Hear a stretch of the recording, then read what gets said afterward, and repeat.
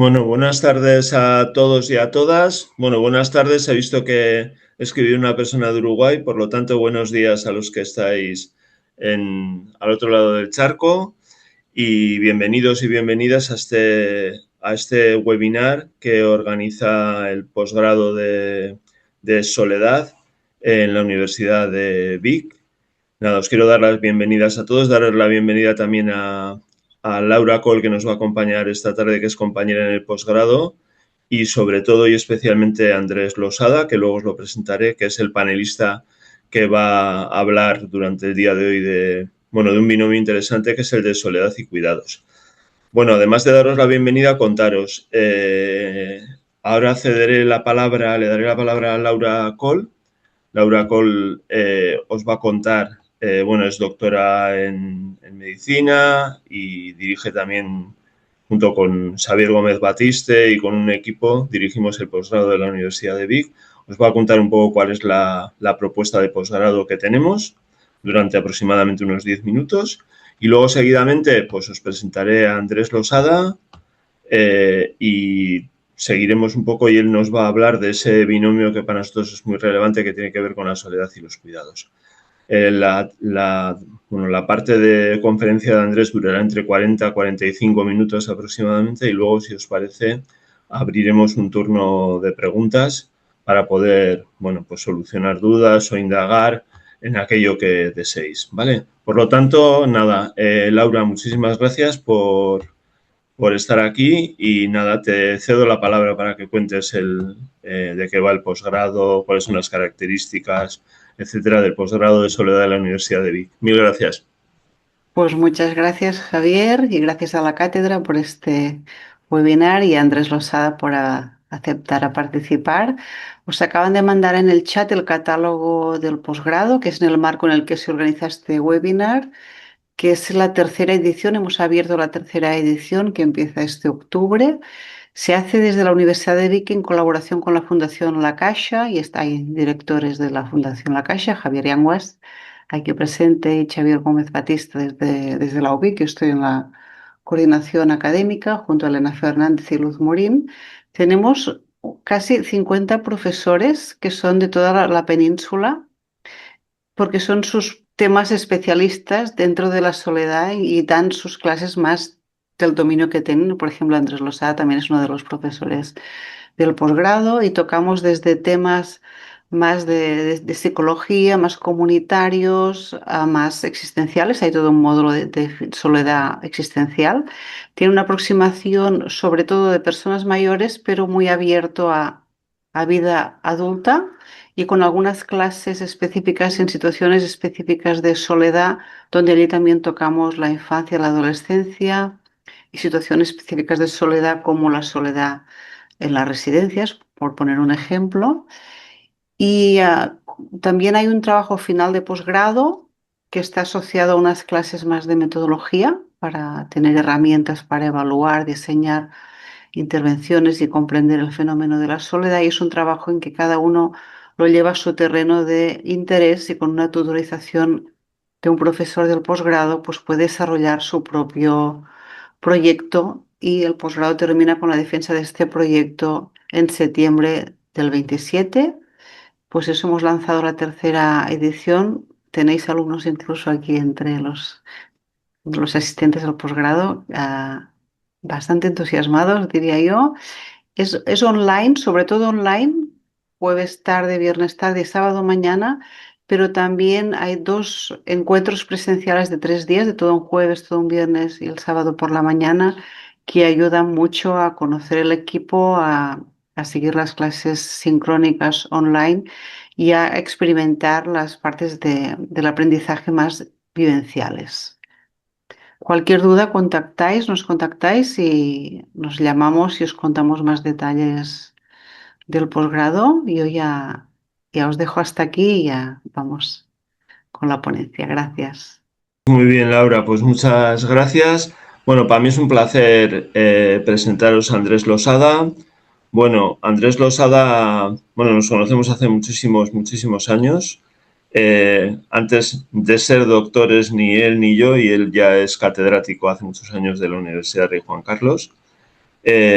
Bueno, su línea de investigación principal yo creo que, bueno, creo no, está centrada en el mundo de los cuidados, en el mundo de los cuidadores, y yo creo que ha combinado para mí algo que es muy relevante, ¿no? Que es una mirada de rigor y una mirada, digamos, investigadora. Yo creo que, bueno, sin duda alguna será la de las personas más relevantes a nivel internacional que existen en términos de publicaciones en el mundo del cuidado. Y yo creo que eso es una cosa a destacar. Y también creo que es importante destacar dentro de esa mirada bueno, de investigación, yo creo que también es importante señalar para mí, ¿no?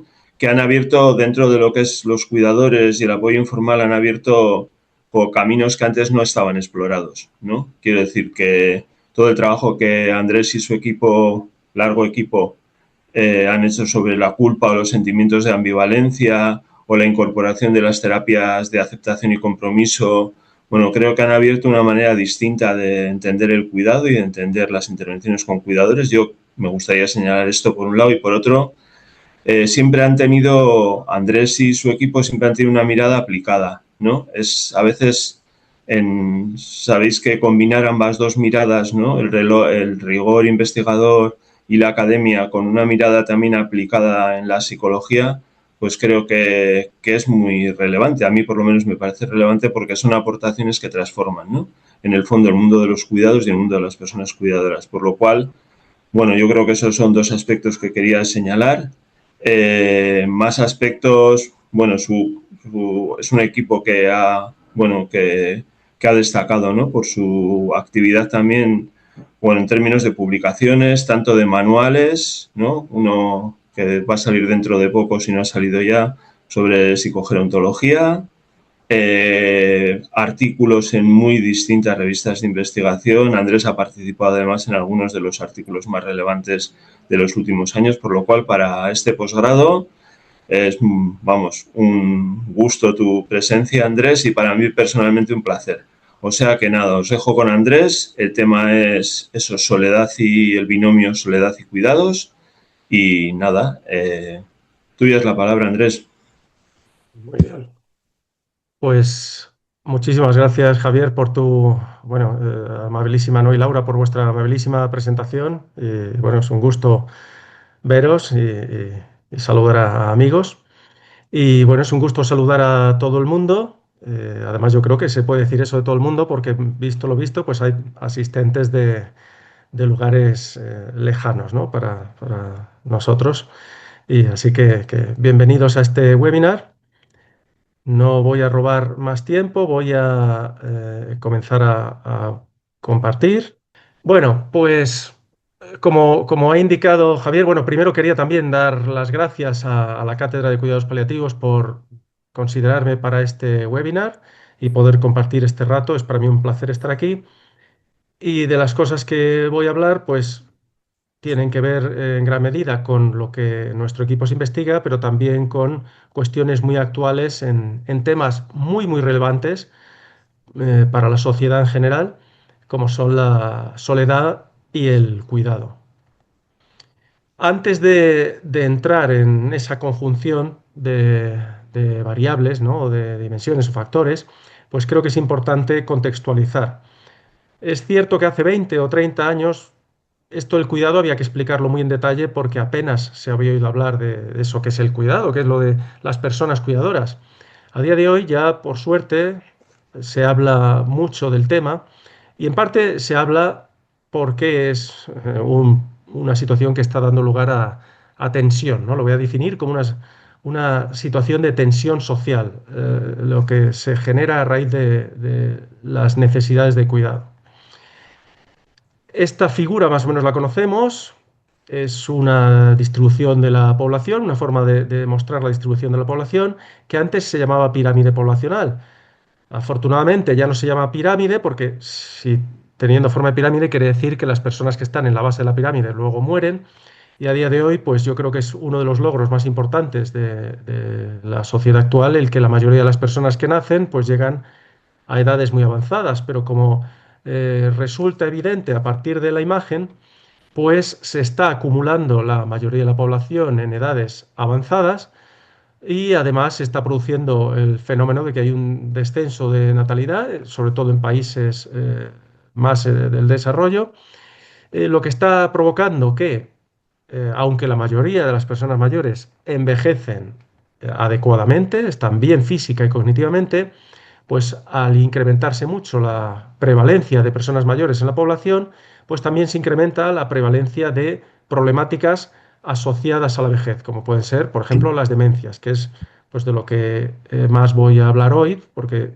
casi con toda la población que nosotros trabajamos, pues son cuidadores de personas que tienen la enfermedad de Alzheimer u otras demencias relacionadas. ¿Qué está pasando entonces? Pues que se está incrementando mucho esta población de personas mayores que necesitan ayuda, pero a su vez se está reduciendo de manera significativa la potencial población cuidadora. ¿Qué quiere decir esto de potencial? Pues no sé si se distingue bien ahí los datos, pero por ejemplo en 1998 había unas 28 personas potencialmente cuidadoras por cada persona mayor de 90 años. En el 2018 esta cifra, ¿no?, según datos del CSIC y de investigadores de la UNED, pues esta cifra se redujo a 13 por cada mayor de 90. Esta situación se observa todavía más, de una forma más clara, si atendemos a esta figura hecha por Antonio Avellán y otros investigadores del CSIC, en la que se muestra la ratio del apoyo familiar, que se define, como ahí se indica, como el número de personas de 80 años o más por cada 100 de 45 o 64 años. ¿Y por qué se habla de personas entre 45 y 64 años? Porque más o menos es la franja de edad prototípica o del perfil clásico de personas cuidadoras, aunque obviamente hay personas cuidadoras más jóvenes y mayores, pero la mayoría de la población cuidadora se distribuye en esa franja de edad. Y lo que resulta, desde mi punto de vista, muy alarmante es observar que en 2016 había 22 personas de 80 años o más por cada 100 potenciales personas cuidadoras. Si nos vamos al 2050 o al 2060, y bueno, concretamente nos centramos en el 2060, pues observa que habrá 74 personas de 80 años o más por cada 100 entre 45 y 64 años. Esto, para cualquier Estado, es inasumible. O sea que es evidente, ¿no? Y este es un primer dato que hace evidente el por qué, ¿no?, en cátedras como esta de cuidados paliativos de la Universidad de Vic se organizan webinars o másteres en los que se tratan estas cuestiones, porque obviamente hay que buscar soluciones y hay que ayudar a las familias, porque al final también sabemos que, como se ve aquí, quienes cuidan, quienes proporcionan casi el 90% de los cuidados que recibe una persona mayor, por ejemplo, con demencia, pues son las familias, y de las familias, además, en el 85% de los casos, y estos son datos españoles, porque luego veremos también que la cuestión cultural influye aquí y mucho, pues el 85% de las personas que cuidan en España son mujeres, con la edad, se ve de nuevo ahí, habitual de entre 40 y 64 años. Es cierto, y se decía en la diapositiva anterior, que cada vez hay menos cuidadores secundarios. ¿Eso qué quiere decir? Pues que hace 20 años, 30, pues era habitual que una mujer asumiese los cuidados principales, pero a su alrededor tuviese hermanas, primas, tías que contribuían mucho al cuidado. Es lo que se conoce como cuidadores secundarios. En la actualidad se está observando que el número de mujeres cuidadoras primarias no se está reduciendo. A pesar de las campañas a favor de la igualdad, que obviamente son de interés, pues ese dato no parece estar cambiando, y sí está cambiando el que desaparecen los cuidadores secundarios y aparecen los hombres. Están entrando a cuidar cada vez más hombres. ¿Pero qué hombres son los que están entrando a cuidar? Pues como se puede ver en este gráfico, también de datos de investigadores de la UNED, son sobre todo hombres mayores de 70 años u hombres menores de 40. Esto, como luego hablaré con más detalle, es también un indicador de lo que quiero señalar como sistema tensionado. Aunque voy a hablar especialmente de los hombres, en ningún momento quiero indicar o quiero señalar que las mujeres cuidadoras no tengan sufrimiento o no tengan problemas asociados al cuidado. Lo que sí quiero decir es que obviamente si nos centramos en que la mayoría de los hombres que entran a cuidar tienen más de 70 años, podemos imaginarnos que no es algo que deseemos a nadie, el entrar a cuidar a esas edades. ¿Por qué? Pues porque, como es sabido, cuidar es una tarea increíblemente exigente. De hecho, hay gente que no lo llama tarea, sino lo llama carrera, porque es casi como una dedicación constante, día a día, durante muchos años, a una serie de demandas, una serie de exigencias para las que nadie nace sabiendo resolverlas. O sea, son personas que entran a cuidar en una situación realmente compleja. En ese sentido, lo vemos tanto en los hombres como en las mujeres de más de 70 años que entran a cuidar ya con una edad que en ocasiones va asociada a fragilidad y eso se incrementa, esa fragilidad o tiene más riesgo por el estrés que supone el cuidado. También, porque muchas veces cuando doy charlas de este tipo, suele haber gente que me dice, hombre, pero el cuidado también tiene cosas buenas. Sí, y lo quiero indicar, hay muchas personas que cuidan que hablan de aspectos positivos del cuidado, de crecimiento, desarrollo personal, el poder devolver a otras personas lo que esas personas les dieron en la vida. Pero si hacemos caso a la literatura científica y desde luego por mi experiencia, pues que, bueno, hablaba antes Javier Yanguas de hace cuánto nos conocemos, pues yo creo que va ya casi para 30 años, pues desde hace 30 años, durante toda la experiencia que hemos ido adquiriendo, pues resulta evidente cuando uno empieza a trabajar con personas que cuidan que hay muchas situaciones problemáticas asociadas que se relacionan con problemas como los que estamos tratando hoy, de la soledad.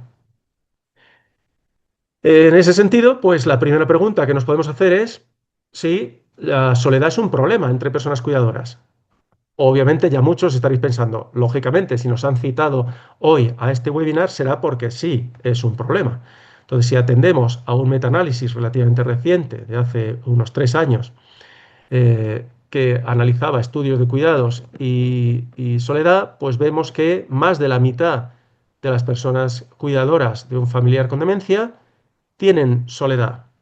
Si nos vamos a uno de los estudios más conocidos y de una investigadora pues de las más relevantes en soledad, que es Cristina Víctor, pues en un estudio que ella realizó importante en el Reino Unido, se observa que la cifra de personas con soledad supera el 60%. O sea, más de 60 de cada 100 cuidadores de personas con demencia tiene niveles importantes, se ve ahí moderados o severos, de soledad. Si nos vamos a España, ¿qué encontramos? Pues, por ejemplo, un estudio que realizamos en nuestro equipo y que fue parte de una tesis doctoral de Cristina Huertas, pues observamos datos muy parecidos. Y además lo que me parece relevante, y aquí destaco, es que ese porcentaje es muy similar en función del parentesco, o si controlamos por el parentesco. En hijas observamos que un 56% nos decía que tienen sensación de soledad en algún momento la mayoría del tiempo en un 8,5%. Las esposas, pues vemos también un 52%, casi 53%. Maridos un 43% e hijos un 52%. O sea, no hay diferencias significativas en el porcentaje de personas cuidadoras de familiares con demencia en nuestro país. Sí que me parece muy relevante que reflexionemos acerca de, porque claro, yo ahora que se habla tanto de la soledad, se habla de los cuidados, se habla mucho del perfil general de los cuidadores y se habla de la soledad como si fuese algo, una experiencia única, pero tanto en un tema, la soledad, como en el otro, los cuidados, lo peor que podemos hacer es simplificarlo y hablar de soledad como si fuese una experiencia única y hablar de cuidadores como si fuese un perfil específico o un perfil único también. De hecho, si reflexionamos, ¿no? Y aquí nos hemos basado para, bueno, en esta diapositiva que podéis ver en datos de investigación nuestra, bueno, y de otros equipos, la conclusión o lo que podemos ir extrayendo de nuestros datos, que en algunos casos tenemos ya casi hasta 1000 cuidadores, pues lo que observamos es que se puede concluir un perfil de hijas asociado a sobrecarga. ¿Y por qué sobrecarga de roles? Pues bueno, pues las hijas son las que, ya decía antes, que las mujeres son las que cuidan casi siempre y de ese porcentaje de mujeres, la mayoría son hijas. Pues las hijas se encargan de los cuidados de las personas mayores, se encargan de los cuidados de los hijos, se encargan de tienen su trabajo en la mayoría de los casos, también se encargan de las tareas de casa y en gran medida esto pasa, por ejemplo, en nuestro país y en otros países de influencia, bueno, pues latina, hispana, pues esto tiene que ver con la influencia cultural de valores como el familismo o el machismo, que hacen que parezca normal lo que no es normal. Y no es normal que la principal carga del cuidado recaiga exclusivamente sobre una persona y que esa persona sea casi siempre una mujer. Pero bueno, hasta ahora las cosas siguen siendo así, esperamos que vaya cambiando. Y se ve ahí, pues que cuidan más horas, tienen hijos, están casadas, pues lo que ya mencionaba. En el caso de los hijos, ¿qué observamos? Que esas personas que se veía antes en el perfil que presenté de cuidadores menores de 40 años, pues son generalmente hombres cuidadores que no tienen hermanas o que están cuidando de la madre, porque si de quien estuviesen cuidando fuese del padre y tuviesen madre, sería la madre la que se encargaría. Entonces nos encontramos con un perfil de hombre que suele ser eso, persona no casada, soltera, no tienen hijos y además el hecho de que hayan asumido los cuidados en la mayoría de los casos, porque ojo, yo soy medio gallego, medio andaluz y tienden a decir que soy un poco exagerado, pero bueno, la generalización no es aquí correcta y hay casos de hijos que efectivamente teniendo esposa, teniendo madre, teniendo hermanas, pues deciden ellos cuidar, o sea, los hay, pero son relativamente excepcionales. La mayoría de los hijos que cuidan, pues incluso, pues en muchos casos se encuentran en una situación económica no ideal, porque si tuviesen dinero, muy probablemente contratarían a alguien para poder asumir las tareas del cuidado. En el caso de las esposas y esposos, nos encontramos también un perfil que muy probablemente esté respondiendo a un efecto del edadismo. ¿El edadismo por qué? ¿En qué sentido? Pues a que se considere normal que sea una pareja de una persona mayor la que asuma una tarea que es descomunal, que es agotadora. De nuevo, está también la influencia cultural, del familismo, del machismo, pero sobre todo, pues me parece importante destacar eso de la normalidad, de que las responsabilidades recaigan sobre el esposo o la esposa y también la normalidad, porque cuando hablamos de soledad, los cuidados, pues muchas personas cuidadoras nos dicen que no, yo soledad no tengo. Lo que ocurre es que me dedico solo al cuidado. Entonces ahí tenemos un problema también de identificación del problema. O sea, muchas personas que realmente están en una situación de soledad o aislamiento y que no lo ven así porque consideran que es algo normal, ya no solo por ser cuidador, sino también porque es normal sentirse solo en la vejez. O sea que tenemos aquí esta influencia dadista que me parecía importante destacar. Poniéndolo en contexto, ¿qué observamos?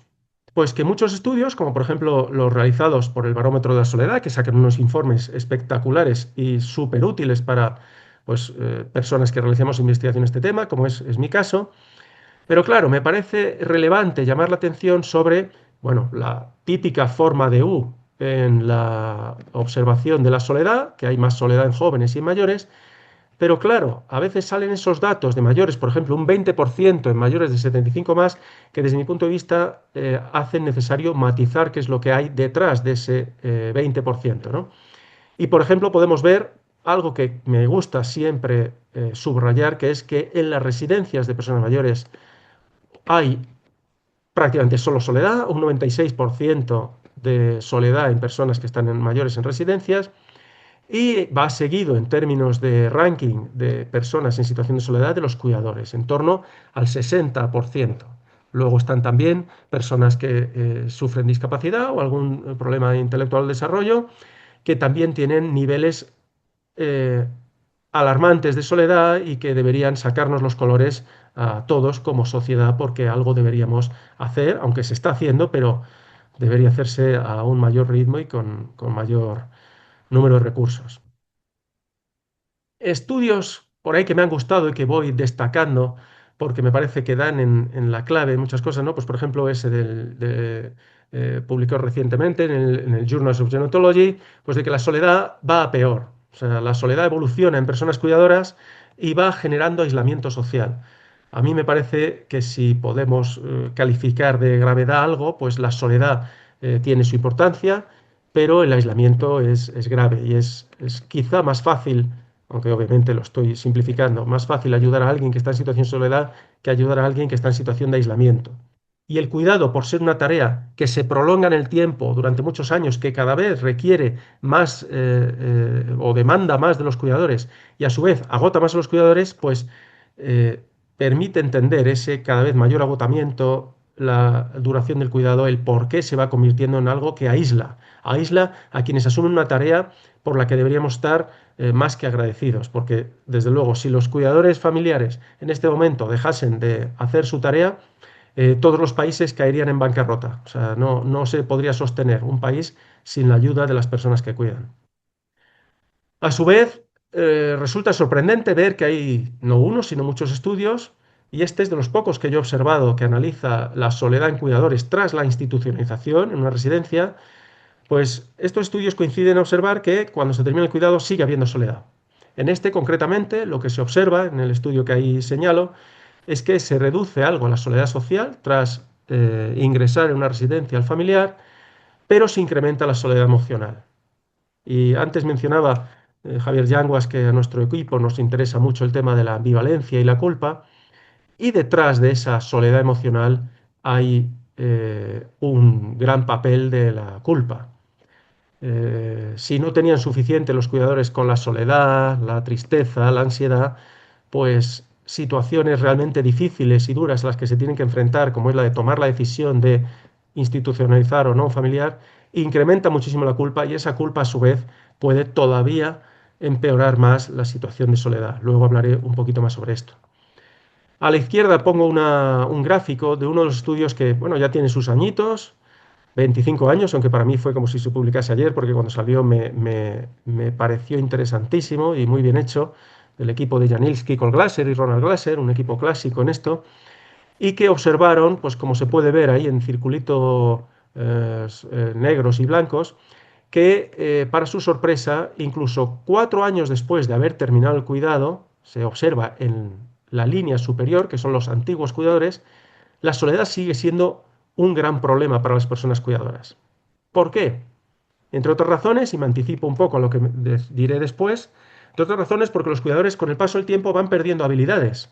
Se centran tanto y durante años solo en la tarea del cuidado que pierden recursos para comunicarse con otros, para hablar con otras personas. En términos profesionales, pues obviamente en su currículum profesional se queda vacío durante años y después les es muy difícil, si no imposible, reengancharse al mundo laboral y por lo tanto no es difícil entender en cierta medida o hipotetizar por qué les salía este dato a Robinson Williams y otros de que incluso 4 años después de haber terminado el cuidado seguía habiendo más soledad incluso que en personas que en ese momento estaban cuidando. Un dato muy similar lo encontramos nosotros en un estudio que se publicó el año pasado en la revista International Psychogeriatrics, en el que veíamos también que los problemas asociados al cuidado, concretamente nos centrábamos sobre todo en la depresión, seguían ocurriendo incluso en un seguimiento también de 4 años. Estamos muy orgullosos de este trabajo que nos costó la misma vida. Pues las personas que habían ya dejado de cuidar, bien por fallecimiento del familiar o bien por ingreso en residencia, seguían también manifestando importantes niveles de sintomatología depresiva. O sea que vemos que esto es algo que se produce de forma, parece que habitual en personas que han dejado de ser cuidadores, que siguen teniendo problemas emocionales serios y que requieren pues de algún tipo de atención. Otro estudio interesante hecho en Finlandia y en Suecia, también relativamente reciente, muestra datos que van en esta línea. Y por ejemplo, destacado ahí en rojo, los datos de personas cuidadoras que, aun siendo antiguos cuidadores, o sea, en ese momento no están cuidando, pues entre el 2016 y el 2021 vieron incrementada su soledad de manera destacada. Esto se observaba tanto en antiguos cuidadores, pero algo menos quizá en personas que están en ese momento cuidando. ¿Por qué ocurre esto? Pues igual podría dejar aquí un rato largo para que pensásemos sobre el tema, pero aquí planteo esta cifra. Más de uno estará diciendo ahora qué ha pasado. Para muchos igual supersticiosos, el 13 es el número de mala suerte, no tengo intención de fastidiarle a nadie la tarde o la mañana, pero es que esa cifra de 13 es el número de horas de media que nos sale por día en nuestros estudios que dedican los cuidadores al cuidado. Tenemos ya datos de más de 1000 cuidadores y la media que nos sale es, cuando les preguntamos cuántas horas dedica usted al cuidado de media por día, pues nos salen unas 13 horas. Hay cuidadores que dicen que 24, otros que tienen la sensación de que los días duran más de 24 horas y que dedican esas más de 24 horas al cuidado. Por lo tanto, es una cifra realmente, pues yo creo que escandalosa, ¿no? Podemos hacer también el ejercicio de pensar, pues de dónde sacamos nosotros ahora 13 horas al día para poder dedicarnos a cuidar de otro. En general, muchos de nosotros vivimos ya relativamente estresados, pues ¿de dónde sacamos 13 horas? Pues podríamos decir, bueno, yo duermo 7 horas, voy a quitarle 2, me quedo durmiendo 5, pero es que aún me queda por quitar 11 horas. Se las voy a quitar al ocio, a ver un rato a los amigos o a la sobremesa. Bueno, pues hemos conseguido quitar otra hora, nos quedan 10. Vamos a quitárselo a las comidas, vamos a comer a toda pastilla. Hemos quitado otra hora, nos quedan 9. O sea, esto es hasta estresa un poco, ¿no? El contarlo. Pero podemos imaginarnos que también esto contribuye a explicar el por qué el cuidado es una situación de estrés crónico prototípica, que se ha clasificado por muchos investigadores como estrés extremo. Vemos que alguien que está sometido a esta tarea, dedicándole 13 horas al día y por lo tanto no dedicando casi tiempo a ocio, descanso, alimentación, sueño, pues esa persona está claramente estresada y eso permite explicar también por qué tienen las personas cuidadoras el sistema inmune tocado y por qué las personas cuidadoras adquieren más enfermedades que otros y tienen su salud en riesgo, ¿no? La salud, por ejemplo, cardiovascular, también hemos hecho estudios que coinciden con otros hechos en otros países que nos indican que quienes cuidan están en riesgo de enfermedad, incluso de mortalidad. ¿Cómo empieza una persona? ¿Cómo entra en el proceso del cuidado? Pues me gusta utilizar esta metáfora de la carrera de los 100 metros lisos. O una persona vive su vida tranquila y de repente su madre o su esposa, su esposo o su padre enferman. Y como somos muy familistas, pues decimos, bueno, está enferma la persona a la que más quiero, me voy a dedicar en cuerpo y alma a esto y lo voy a hacer como si fuese lo más importante de mi vida y le voy a dedicar el 100% de mis recursos, pues como si fuese a hacer una carrera de velocidad. ¿Cuál es el problema aquí? Que el cuidado no encaja tanto con una carrera de velocidad como con un maratón. Es la metáfora que suelo utilizar e incluso el maratón tiene ventajas con respecto al cuidado. ¿Y cuáles son algunas de esas ventajas? Pues que, por ejemplo, quien va a correr un maratón, que no soy yo, son 42 kilómetros, si no me equivoco. Y uno sabe dónde empieza y dónde termina.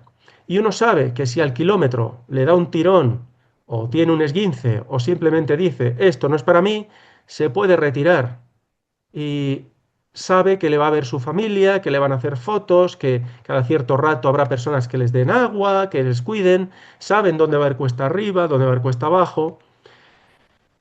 Terminan el maratón agotados y pueden reposar, e incluso se pueden igual ir a comer con la familia. No sé lo que hace uno cuando termina el maratón. Pero lo que sí sé que le pasa a muchas personas que cuidan es que o bien cuando termina el maratón o a mitad de la maratón tienen que cuidar de otra persona más. O sea, hay muchas personas que cuidan de más de una persona. Y termina un maratón y empiezan otro. Y además, el maratón del cuidado es un maratón en el que no sabes dónde está la meta, no sabes cuándo viene una cuesta arriba, no sabes cuándo vas a poder descansar, no te van a hacer fotos porque eres un héroe, haciendo, cuando realmente a mí me parece que son más héroes las personas que cuidan que quienes corren maratón, que en el fondo lo hacen porque les da la gana. ¿Mm? Bueno, yo creo que queda más o menos claro y esto lo describe muy bien una mujer cuidadora en el estudio de Dijkström que cito ahí, un estudio cualitativo, en el que dice esta cuidadora, mentalmente estoy llena de pena, en situaciones prácticas voy como una máquina y emocionalmente también sigo y sigo y sigo. Mi frustración se incrementa y mi marido lo sufre. Sabemos ahí aspectos que se producen en el cuidado que son llamativos, ¿no? Me gusta también siempre mencionar este trabajo, que tiene ya también muchos años, se publicó en 1999, y es la carta de una mujer que se llama Carol Levine sobre su experiencia de soledad cuidando de un marido al que le había dado un ictus, si no recuerdo mal, y cómo mientras estaba en el hospital era muy atendida y la cuidaban mucho a ella también, pero a partir de que le diesen el alta al marido ya nadie se acordaba de ella y lo definía como una situación de desgraciada soledad, la que no encontraba respuesta a las cosas, ¿no? Ella decía, ¿por qué no puedo comunicarme con nadie? ¿Por qué no puedo tener contacto con la gente? ¿No? La soledad en la que te mete el cuidado, te absorbe. Algo parecido, ¿no? En un estudio del 2024 de revista Age Mental Health, pues lo mismo, es un viaje muy solitario, ¿no? Las experiencias y malestar psicológico en este caso, de cuidadores chinoamericanos que describe una situación muy, muy parecida, ¿no? ¿Por qué pasa todo esto? Pues, entre otras cosas, pues lo señalo ahí porque el cuidado no surge en el vacío. Las personas que cuidan, como es normal en la humanidad, son todas distintas. Y algunas personas quizás están más preparadas o tienen mejores recursos, más habilidades para el cuidado, pero otras no. Algunas tienen una biografía, una historia familiar que les facilita un poco el cuidado porque han vivido en una familia cohesionada, una familia en la que había cariño, en la que había amor, pero otras no es así y por lo tanto empezar el cuidado de una situación o en una familia, en un contexto en el que no has sido querido, más de una vez nos hemos encontrado casos, ¿no? De personas que están cuidando de un familiar que incluso abusaba de la cuidadora. Lo mismo, pues hay personas que tienen problemas de salud mental o física a lo largo de su vida y tienen que asumir las tareas del cuidado y quizá no están en condiciones de asumir esas tareas del cuidado, ¿no? Una pregunta que debemos hacernos, o debería yo creo que hacerse en un contexto, por ejemplo, de atención primaria, es el de esta persona mayor que parece que va a empezar a necesitar ayuda, ¿tiene alguien en su entorno que esté en condiciones de cuidar? Porque no todo el mundo está en condiciones de ser cuidador, a pesar de que luego casi todos los que entran a cuidar, pues no les queda otra. ¿M? Y en muchas ocasiones, incluso quienes asumen el rol de cuidador son los que son más vulnerables en una familia. El nivel cultural, el contexto cultural en el que uno está, pues no es lo mismo ser cuidador en España que ser cuidador en Holanda. En España es un país mucho más machista, mucho más familista, y esto en términos de cuidados, por ejemplo, a las mujeres les añade factores de potenciales fuentes de problemas y de estrés. Eso está bastante bien estudiado. Lo mismo en términos socioeconómicos, pues incluso hay comunidades en nuestro país, en España, que cuidan más esto de la atención a la dependencia que otras. Podemos ir, yo no voy a hacer aquí política, pero podemos indagar sobre el dinero que destinan unas comunidades y otras a los cuidados y cómo se gestiona, ¿no? En este sentido, bueno, yo creo que aquí no meto la pata si digo que, pues, por ejemplo, en el País Vasco, estas cosas creo que en general se resuelven bastante mejor que en otras comunidades. Tienen más recursos, estudian mucho más esto y hay bueno, una mayor, yo creo que se le concede más importancia al asunto. Bueno, y luego las creencias de las que hablaré un poquito ahora también. Y aquí os haría la pregunta. Imaginaros que ahora entráis a ser cuidadores, ¿pediríais ayuda para cuidar? Incluso pediréis ayuda a alguien desconocido para que vaya a cuidar a vuestra casa, a hacer las tareas del hogar, a las tareas del aseo, incluso a quedarse 2, 4 horas, ¿no? Lo que se conoce como ayuda a domicilio, que esté 2, 4 horas quizá en casa, alguien ahí ayudando. ¿Pediríais esa ayuda para iros al cine? ¿Para iros a tomar una copa con los amigos? ¿Para iros a tomar una cerveza? Pues yo creo que la mayoría de nosotros, si somos honestos con nosotros mismos, quizá diríamos que no.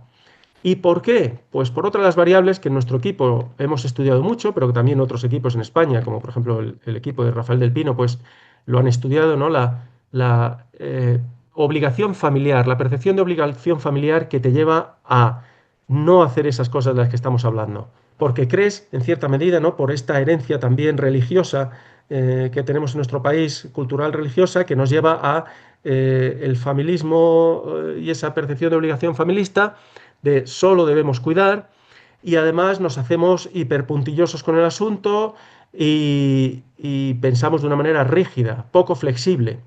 Y esa forma de pensar rígida y poco flexible lleva, por ejemplo, como vimos o como se vio en la tesis esta de Cristina Huertas que antes mencionaba y que, bueno, aquí menciono uno de los estudios, pero ella en su tesis incluía más, que analizan estas cuestiones, en las que vemos cómo se relaciona ese familismo que tenemos en países, pues, sobre todo mediterráneos y también de Hispanoamérica y de América del Sur, pues ese familismo está ahí y cómo eso se asocia con una forma de pensar muy rígida, muy disfuncional, desadaptativa, que lleva, por ejemplo, a no pedir ayuda, a no dedicarte al ocio, y eso al final se relaciona de manera significativa con la soledad.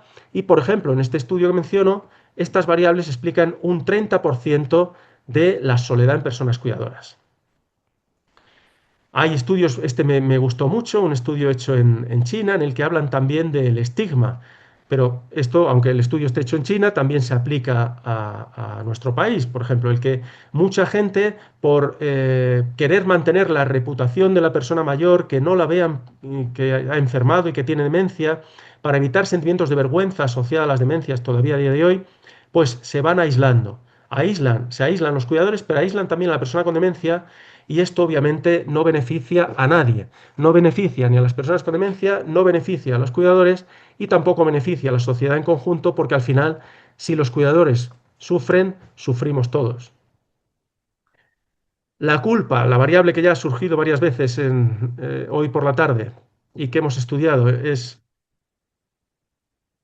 otro de los temas que estudiamos mucho en nuestro equipo. En nuestro equipo hemos hecho alguna intervención, por encontrar algún trabajo, por ejemplo, de Laura Gallego Alberto, muy interesante, describiendo la intervención para culpa. Y lo que se observa es que los cuidadores, como todo el mundo, pero ellos quizá con garantías porque realizan una tarea de muchísimo estrés, pues es casi seguro que en algún momento dado van a cometer un error. Podemos pensar, por ejemplo, un cuidador que aseando a su madre, pues la madre se resbala y se cae. Esa persona igual piensa que la caída tiene que ver con que es una mala cuidadora, que no es capaz de controlar la situación, se siente fracasada, se siente culpable y se critica a sí mismo y por lo tanto se incrementa su idea de que es mala cuidadora. Así se siente todavía más triste, más culpable y además, como ha cometido ese error con su madre, dice, todavía voy a dedicar más esfuerzo al cuidado de mi madre. Se exige más. Al exigirse más se incrementa todavía más el estrés, todavía más la tristeza, lo cual incrementa también la probabilidad de cometer errores. Por lo tanto, nos encontramos con que la culpa puede irse incrementando con el paso del tiempo. Y en el estudio que mencionaba antes, que escribimos en International Psychiatrics el año pasado, ahí analizábamos cómo la culpa es una de las variables, la culpa y la ambivalencia, que mejor explican el incremento de problemas depresivos, incluso de problemas cardiovasculares en personas cuidadoras, porque hace mucho daño a las personas que cuidan. Sin embargo, y para nuestra sorpresa, apenas se ha estudiado. ¿Qué más pasa con el cuidado? Pues el cuidado lo podríamos definir como pérdidas. Una persona que entra a asumir el rol de cuidador va a perder mucho, de hecho va a perder casi todo, porque entre otras cosas pierde a la persona querida, la relación que tenía ya no es la misma, sobre todo cuando se cuida de alguien con demencia, la compañía, surge el duelo anticipado, que también es muy estresante, deja de dedicar tiempo a áreas de valor, se aísla de la sociedad, se enfrenta a los recursos disponibles que son inflexibles, de hecho pongo disponibles entre comillas porque en muchas ocasiones no están disponibles, pierde salud, pierde relaciones sociales, familiares, la situación socioeconómica también cae, es carísimo cuidar. Y bueno, ahí pongo algunas frases también de un estudio cualitativo que me gustó mucho, publicado por Lesco y otros en el 2020.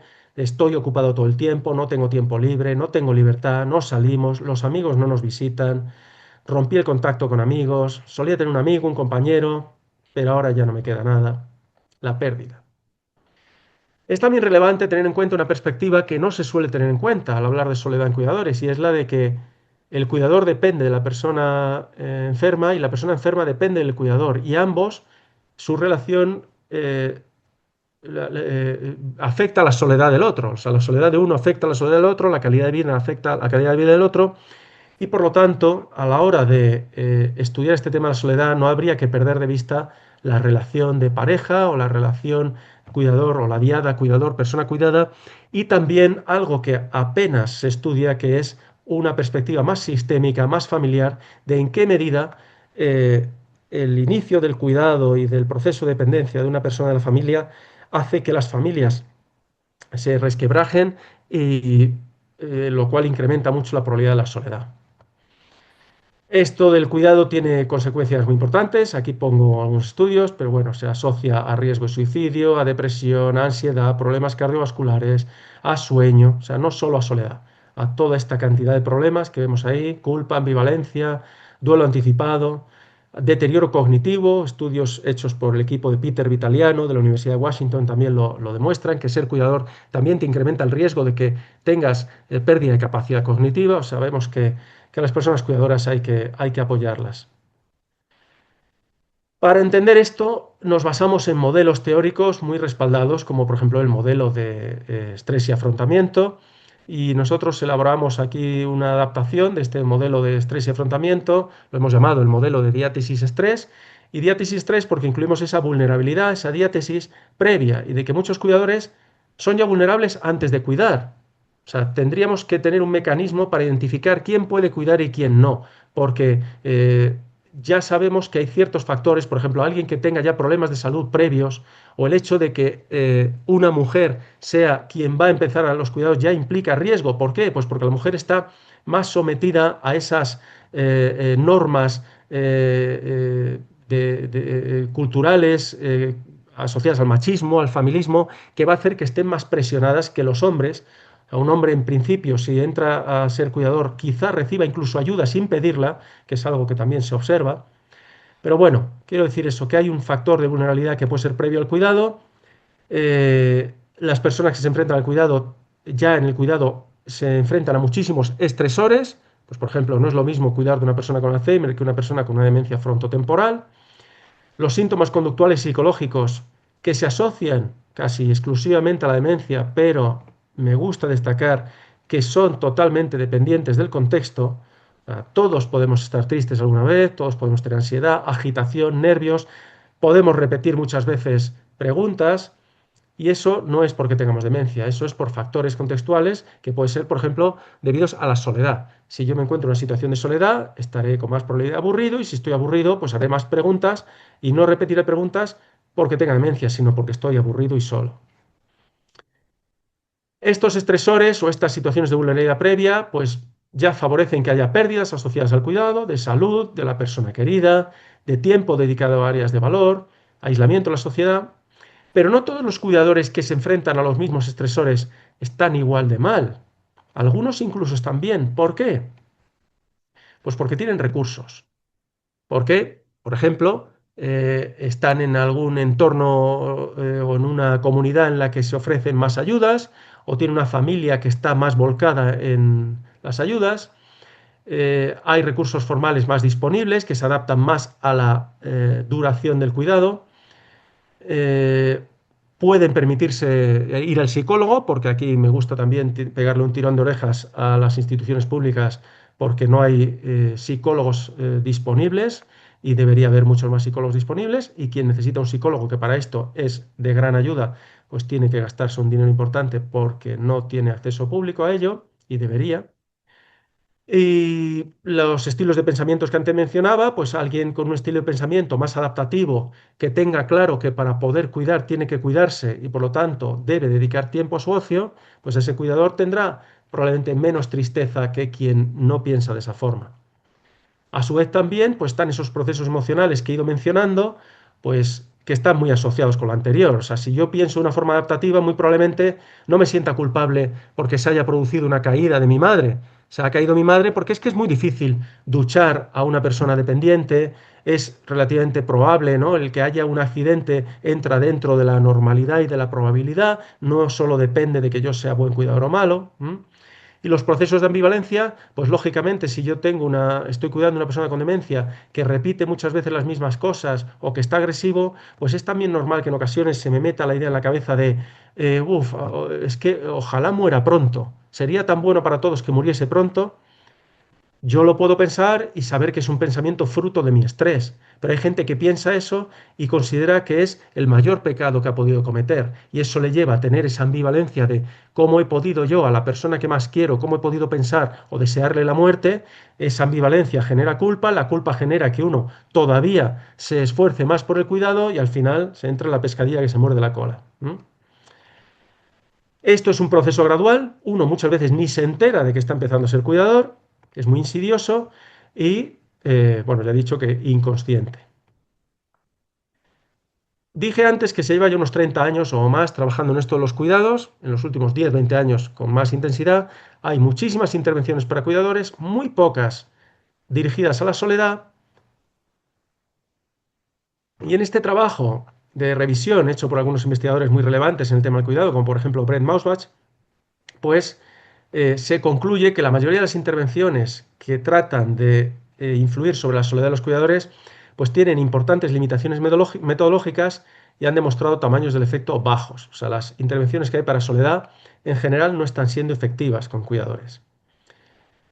¿Qué recomendamos nosotros? Pues voy a ir ya enfilando el final de mi participación en este webinar, pues dando como unas pildoritas. Obviamente por cada una de estas pildoritas podríamos estar hablando o dando un curso entero, ¿no? En el máster tengo algo más de tiempo y detallo un poco más estas cuestiones. Pero aquí las voy a ir mencionando y luego quizá en el debate, pues alguien si quiere preguntar algo, podemos hablar más sobre ello. Una primera pauta que yo creo que es fundamental es la de escuchar y validar. No entrar directamente a dar consejos a las personas que cuidan, dejar que se desahoguen. Y además, si nos están contando, por ejemplo, algo como es que en ocasiones me encuentro tan nervioso y tal, que temo que pueda llegar a pegar a mi madre, o que pueda llegar a pegar a mi marido, o que pueda llegar. Y decimos, pero ¿cómo no vas a tener esas sensaciones o esos pensamientos si estás sometido a muchísimo estrés? Si conseguimos escuchar a la persona, si conseguimos validar es que lo estás pasando mal, lógico que tengas pensamientos que no son agradables. Venga, vamos a intentar tomarnos ahora un refresco y a ver si conseguimos sacarte una sonrisa con algo. Pero cuéntame, ¿m? Escuchar y validar y reconocer y valorar e incluso alabar lo que están haciendo, que tiene muchísimo mérito. Una segunda pauta, y sobre esto hemos hecho ya desde hace más de casi 30 años intervenciones para ir modificando esos estilos de pensamiento desadaptativos, ¿no? A esas personas cuidadoras que piensan que ellas solas pueden, que cómo lo van a dejar al familiar solo para irse a tomar un café, cómo van a dejárselo al cuidado de otro familiar o de un desconocido si son ellos los que realmente saben cuidar, pues cómo modificar esos pensamientos, ¿no? Ahí cito el trabajo que publicamos en el 2003 describiendo esta adaptación del modelo cognitivo al cuidado para ir viendo las vías patológicas y que daban pistas de cómo diseñar luego intervenciones que han funcionado muy bien para ayudar a cuidadores. Una tercera pauta tiene que ver con también esa vulnerabilidad previa al cuidado. Hay muchas personas que empiezan a cuidar, pero que no tienen habilidades para el cuidado, que no saben cuidar bien, que no tienen recursos elementales, recursos, por ejemplo, de habilidades sociales. Pues, por ejemplo, algo que se trabaja es ayudar a los cuidadores a ser asertivos y a pedir ayuda con asertividad. Y para esto, pues, por ejemplo, utilizamos cuestionarios como bueno, se ha publicado este estudio hace muy poquito, liderado por María Márquez, sobre el cuestionario de asertividad en el cuidado. Se evalúa la asertividad antes, después, y además los ítems del cuestionario ya nos dan pistas de qué áreas podemos trabajar con las personas cuidadoras en las intervenciones. Una segunda pauta sería la de ayudar a los cuidadores a aceptar lo que no es modificable. Mientras que antes hablaba de modificar pensamientos desadaptativos, pues en el cuidado hay muchas cosas que no son modificables. No es modificable, por ejemplo, las emociones negativas, aunque podemos ayudar a reducir la tristeza, la ansiedad y demás, pero sabemos que un cuidador va a tener tristeza, va a tener culpa, va a tener ansiedad, quiera o no quiera. Además, una persona que cuida a una persona mayor dependiente no va a poder cambiar la enfermedad, no va a poder eliminar la demencia. O sea, hay muchas cosas que están ahí, que van a ocurrir y que, por ejemplo, pues muchos cuidadores intentan hacer esfuerzo tras esfuerzo para conseguir cambiar el comportamiento de sus familiares y ese comportamiento en muchas ocasiones no se puede cambiar porque está asociado a la demencia, ¿no? Aquí pongo algún ejemplo de un caso que trabajamos con la terapia de aceptación y compromiso hace ya unos años, pues de una cuidadora que estaba todo el rato viendo como su madre pues estaba cantando, persiguiéndola por todos los lados, ella se ponía muy nerviosa, chillaba a la madre, eso lo observaba a su hermano y eso le estresaba mucho. Y bueno, pues trabajando esta aceptación y ayudando a que la persona aceptase que la demencia es inevitable, que eso lo ve todo el mundo, pues en el programa duraba 8 sesiones, pero ya en la séptima sesión, pues se puede ver en esta diapositiva que la cuidadora ya aprendió a vivir con esa demencia y a darse cuenta de que todo el mundo es consciente de que su madre está enferma y de que, bueno, pues no se puede hacer nada, pues ella compartía ya eso con el resto de la humanidad. Y al compartirlo ya no se estresaba tanto. Incluso empezó a aceptar con mayor gana el cuidado. Una quinta píldora, yo diría que es fundamental, bueno, me parecen todas fundamentales, todas importantes, es la de buscar recursos y confiar en las personas que vienen a ayudar, ¿no? Por ejemplo, la ayuda a domicilio, los centros de día. Buscar eso porque es, aunque uno igual diga, pero ¿cómo voy a meter yo a mi marido, a mi esposa en un centro de día si siempre ha sido tan bueno? Bueno, no pasa nada, ha sido muy bueno siempre y precisamente porque ha sido bueno siempre y tú quieres seguir cuidando en el domicilio, pues necesitas ese servicio de respiro. Entonces, intentar con esos programas cognitivos conductuales o de aceptación y compromiso ayudar a las personas cuidadoras a que acepten que necesitan esa ayuda y que además esa ayuda les va a permitir llegar a ese objetivo de seguir cuidando. Una segunda pauta es el compromiso con valores, ayudar a los cuidadores a tener claros cuáles son los valores importantes de su vida. Utilizamos la metáfora del jardín. Un jardín es una representación de tu vida. Dime qué plantas son las más bonitas de tu vida. Las plantas, por ejemplo, pueden ser los valores, el crecimiento personal, la amistad, el ocio, el descanso, el desarrollo personal, la lectura, el cuidado, ¿no? La familia. Pues les ayudamos a entender que un jardín se tiene que cuidar regando. Si uno deja de regar plantas en la vida, esas plantas se marchitan, se mueren. ¿No? Esto explica mucho la soledad de los cuidadores. Dejan de regar áreas de su vida importantes, dejan de cuidar áreas importantes de su vida y se quedan solo con la planta del cuidado. En ocasiones esa planta del cuidado es la planta mala, ¿no? La metáfora que ponemos aquí es la de salir a un jardín y ver que hay un cardo y te dedicas a quitar el cardo. Al día siguiente sales al mismo jardín y solo miras el cardo. De nuevo has salido, lo quitas. Estás así y no te das cuenta de que estás dedicando tu vida a centrarte en un cardo cuando tienes alrededor un montón de plantas bonitas. Eso pues es una metáfora buena, por ejemplo, para el trabajo, pues el jefe o la jefa es el cardo, o en el cuidado, cuando la demencia y el estrés asociado a la demencia es la planta mala. Pues muy bien, hay cosas negativas asociadas a la demencia, pero tu vida tiene cosas más bonitas. Ahí los terapeutas les ayudamos a eliminar barreras para responder a esas otras áreas de valor y les ayudamos a ir hacia esas áreas de valor. Una séptima pauta es la de que puedan ir a la soledad deseada y sin sentimientos de culpa, que puedan pedir ayuda para descansar y disfrutar de su soledad, por ejemplo, leyendo, viendo una película que les guste, yendo a pasear y no haciendo nada. El programa ahí que mencionaba antes, ¿no? En esta publicación liderada por Laura Gallego, pues lo que les ayudamos ahí a los cuidadores a reconocer la culpa, les ayudamos a aceptarla mediante técnicas de aceptación y compromiso, que se la lleve, bien, ¿estás culpable? Bueno, pues culpable te vas a ir a hacer las cosas que te gustan, tus áreas de valor. Y sorprendentemente te vas a encontrar con que tu culpa se va a reducir y también les ayudamos con algunas técnicas de autocompasión a que se den cuenta de que necesitan y se merecen eso. Otra pauta fundamental, las técnicas de modificación de conducta.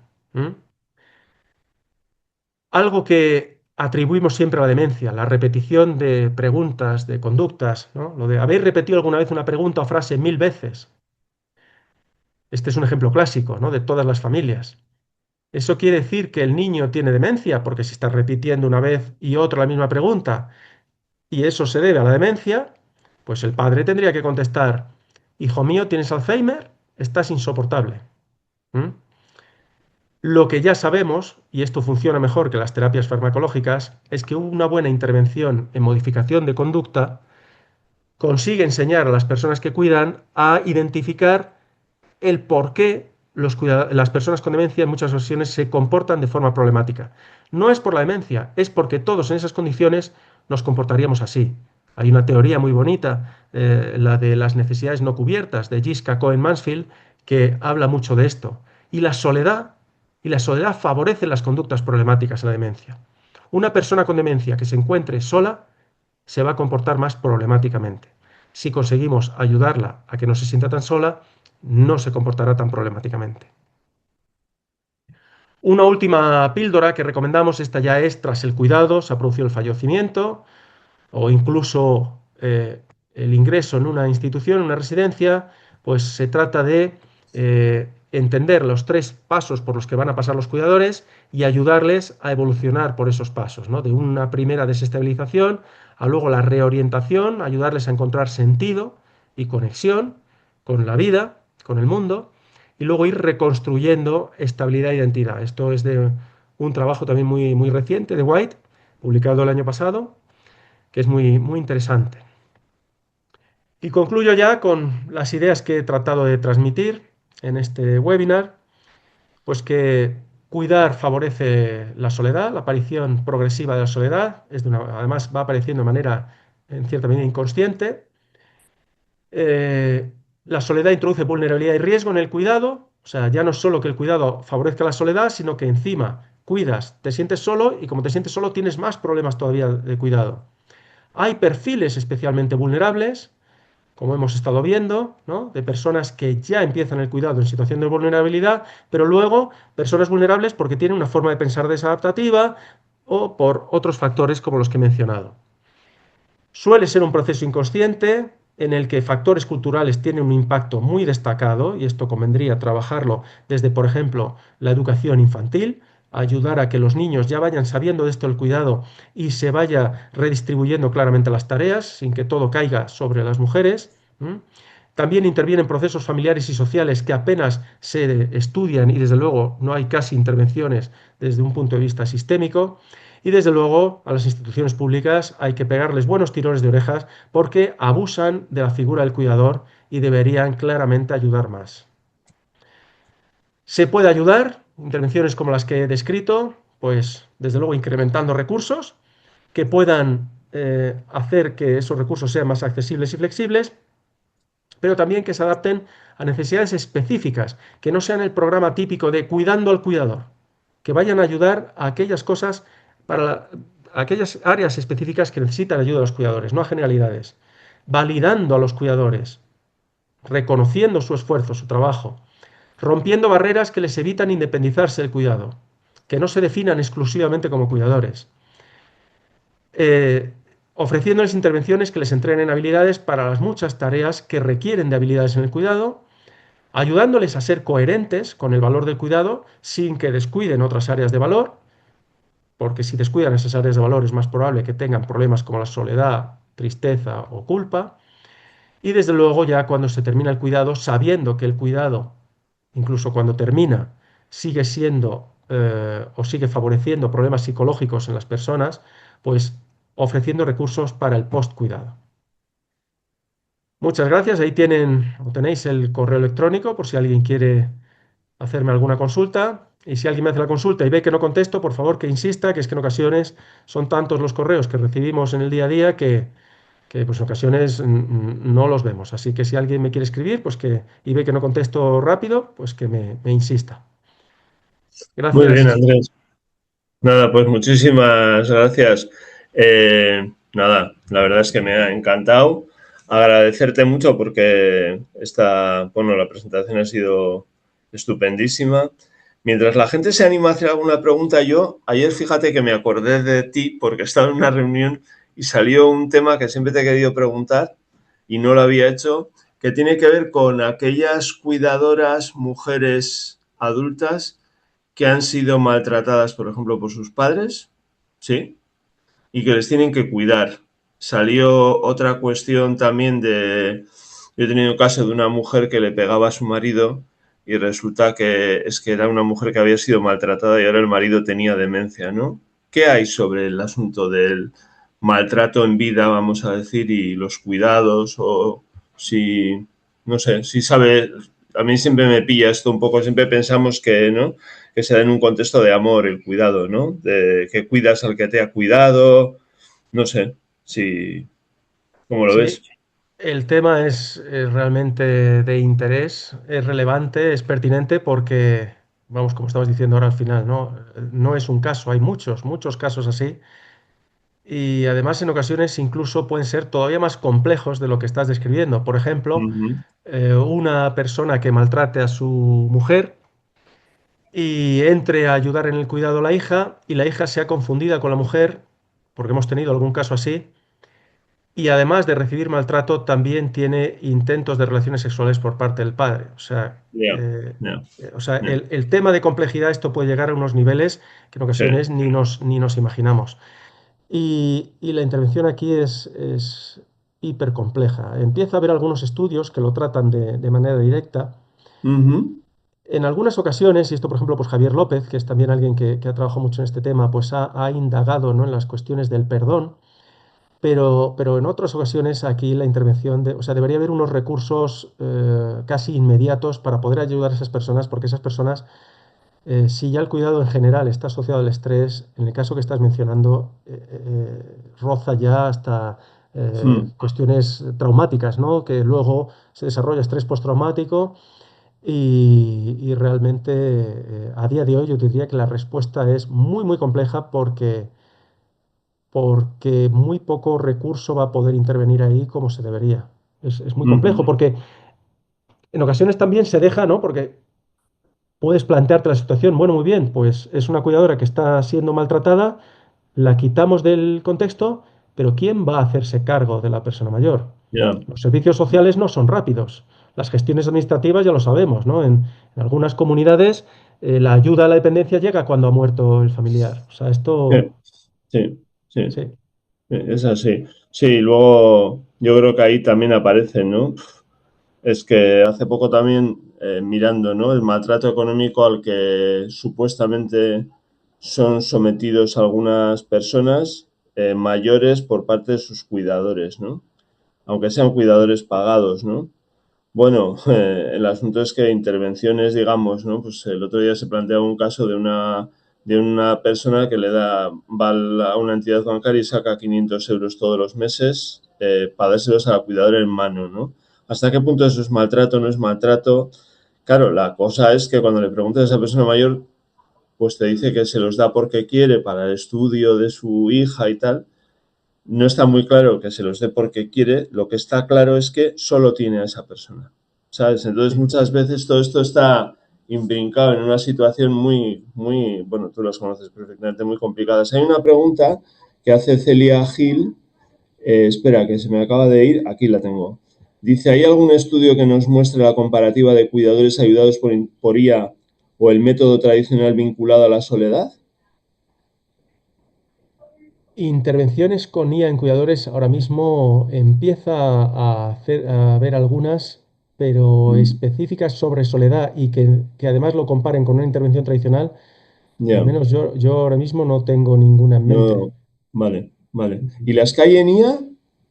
Las que usan tecnologías funcionan en general bien, porque nosotros Desde tenemos mi una punto de avalancha en la vista, Fundación La Caixa de gente que quiere validar, ¿no? En el programa de Siempre Acompañados hay sí, una...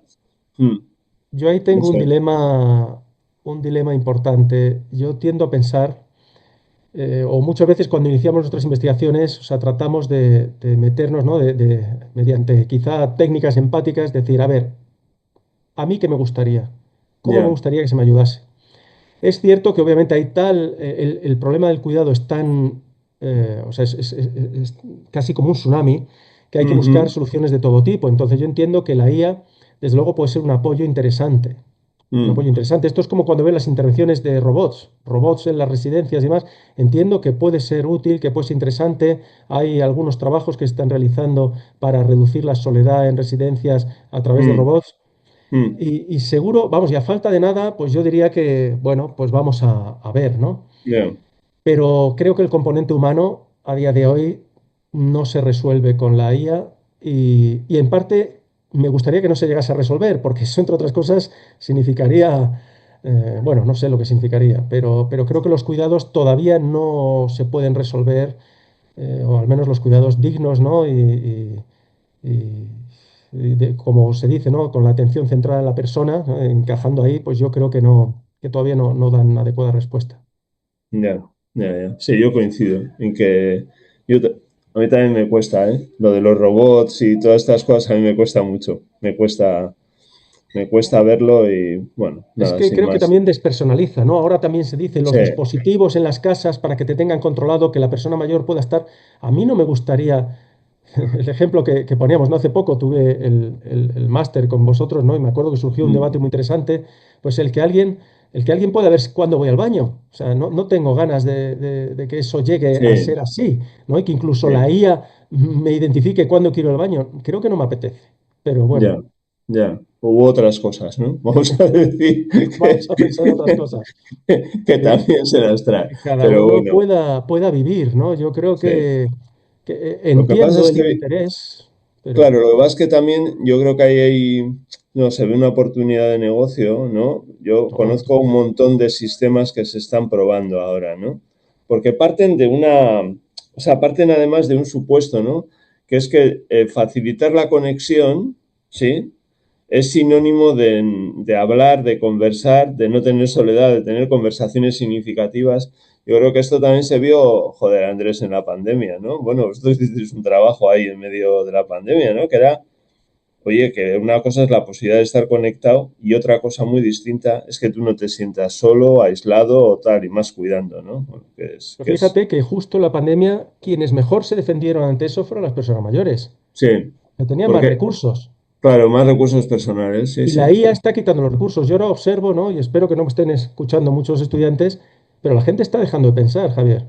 hombre, Y, totalmente. y entonces, si ya la IA empieza a aplicarse a los cuidados, ¿qué va a ocurrir aquí? Además, me parece, casi todos los estudios que se orientan hacia las personas mayores, que se podían tildar incluso un poco de edadistas, porque es como querer ofrecer todos los recursos para una persona mayor sin darle la oportunidad de, oye, ¿qué recursos te quedan? ¿No? O sea, te vamos Sí. a dar todo con robots, no sé, Bueno, lo eso veo. por un lado y por el otro lado yo creo que también se ve un público teóricamente fácil, o sea, doble edadismo, que va a hacer lo que sea por, ¿no? Y luego la realidad es que la gente es mucho más crítica, mucho más, tienen mucho más claro que lo que pensamos, lo que tiene que ser, lo que quieren, Sí. etcétera. Pero sí que hay ahí una oportunidad que donde todo vale, ¿no? Y yo también soy, o sea, no es que sea, o sea, todos utilizamos informática, todos utilizamos, sabes, la tecnología, pero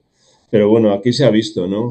En Soledad se ha visto claramente, ¿no? Por ejemplo, el papel catastrófico de las redes sociales, ¿no? En el impulso de la soledad, el sufrimiento que ha generado a personas, etcétera, que, bueno, pues que yo creo que al final esto va a ser un poco como la nicotina que le echaban Marlboro al tabaco, ¿sabes? Creo Sí, que acabaremos viendo algo por el estilo. sí, Bueno, sí. yo no hay más preguntas en el chat. Ah, sí, a estar aquí, sí, sí, sí, sí.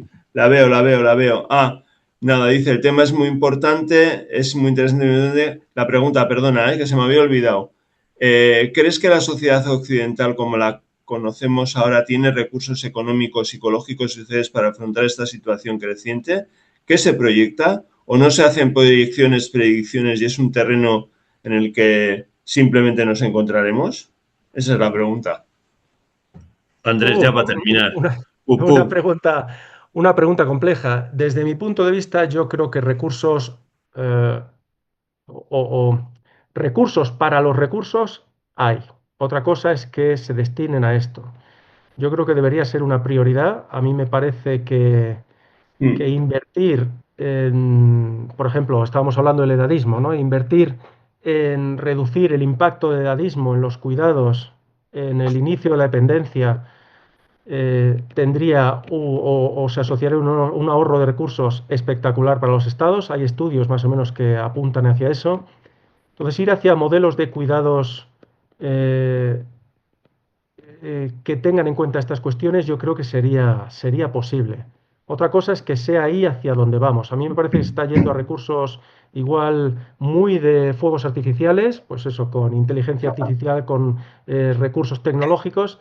Creo que eso no es lo que quiere la humanidad y no es lo que va a ayudar contra la soledad, por ejemplo, sino que incluso lo puede incrementar a largo plazo. Hace poco había una noticia, ¿no?, de uno que se había suicidado porque se dio cuenta que estaba ligando con un chatbox o algo así era la mm, noticia, no me sí. acuerdo.